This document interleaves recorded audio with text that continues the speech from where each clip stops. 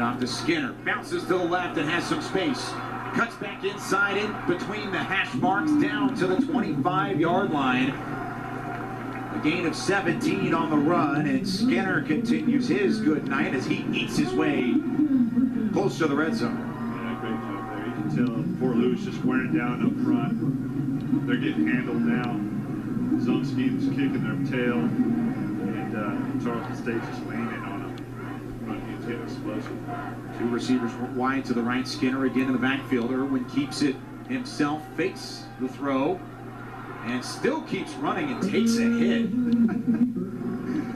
A true backup quarterback right there. Most starters won't go head on into a DB. They tend to run out of bounds. Irwin playing for the win.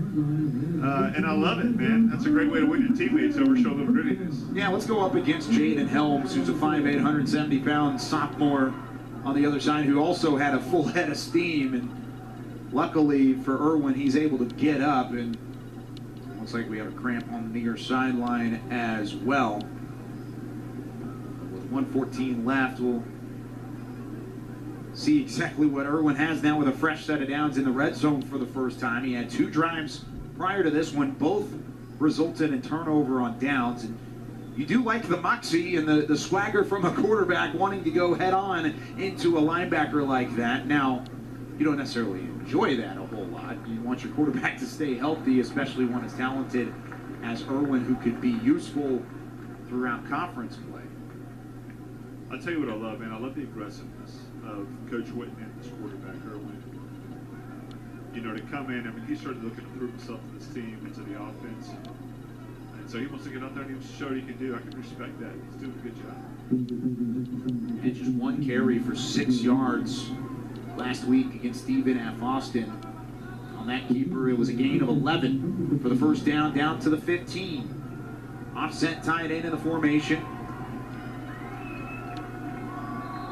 Fort Lewis showing blitz and timeout called. Not sure which side called the timeout. Fort Lewis is going to telegraph that.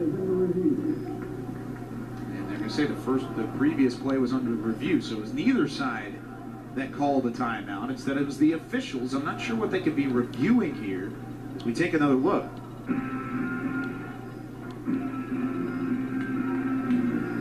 Maybe targeting? Maybe a hit to the head? That's the only thing I can see there. The ball did not jar free.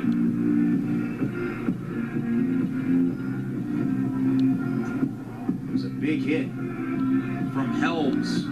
Targeting on who? Could have been on the quarterback. Could have been. You're exactly right. I think Irwin could have had the same deal. That's exactly what they're looking at. I mean, you look at the hit above the head. I'm not sure if any of that was too aggressive to be called for targeting, but we'll, of course, see following the review. 1:04 left here in the third quarter. Tarleton up 30 points on Fort Lewis.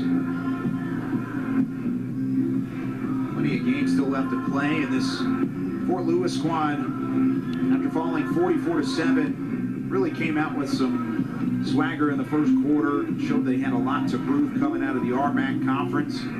Lots of great programs throughout that conference as well. And I've got a trivia question for you, Richard, after the call. Ready?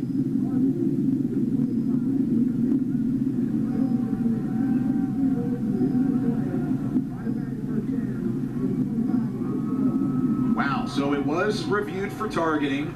Helms is indeed flagged for 15 yards, which will actually be half the distance to the goal, and he is ejected from the ball game. I don't know if I agree with that call overall. There was contact above the neck area, and it's all about the safety of the student athletes, but I don't think that was intentional by any means. And a tough break for the redshirt sophomore and the Skyhawks. I'll tell you what, I mean, he's not the biggest guy either, so I'm not sure how much that he could control unless he went low.